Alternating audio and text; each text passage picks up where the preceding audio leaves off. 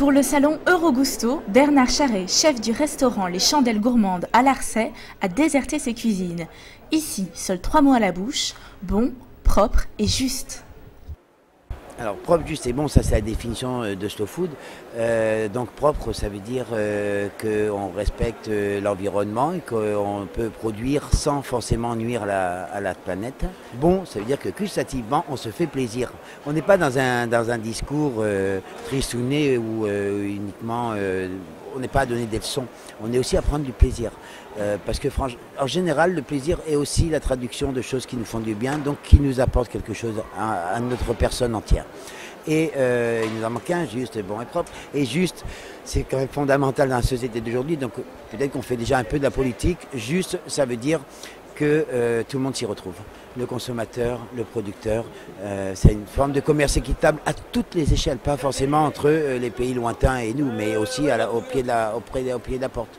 Vous avez bien voulu fermer votre restaurant pendant l'événement Eurogusto. Votre brigade vous a suivi?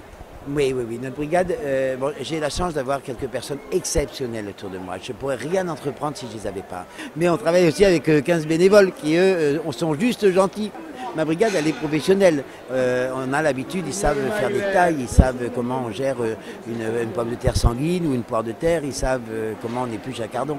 Mais là, on est avec des quantités de bénévoles. Donc c'est aussi une partie qui est difficile à gérer aussi.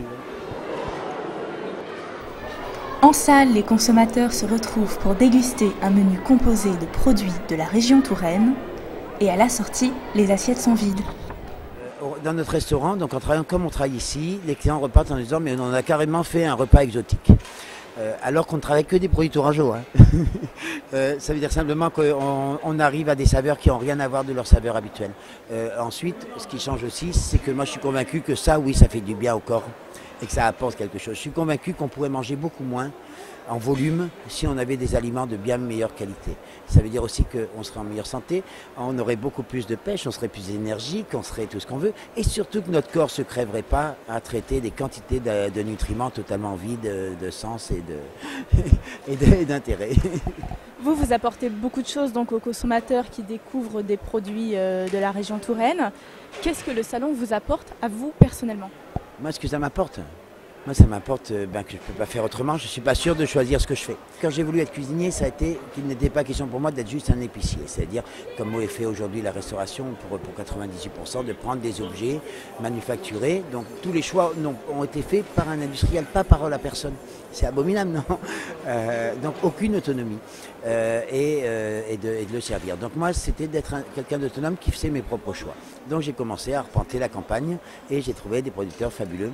Qui après c'est eux qui m'ont pris en relais, c'est eux qui m'ont appris des choses. Et à mesure qu'on apprend quelque chose, on n'a plus le droit de faire un système qui n'est pas cohérent. À partir du moment où on sait que ce qu'on fait c'est pas bien, c'est pas respecter l'autre, c'est pas respecter ceux qui sont avant ou après, on n'a plus le droit de le faire. Donc à mesure que les années ont passé, je me suis interdit beaucoup de choses.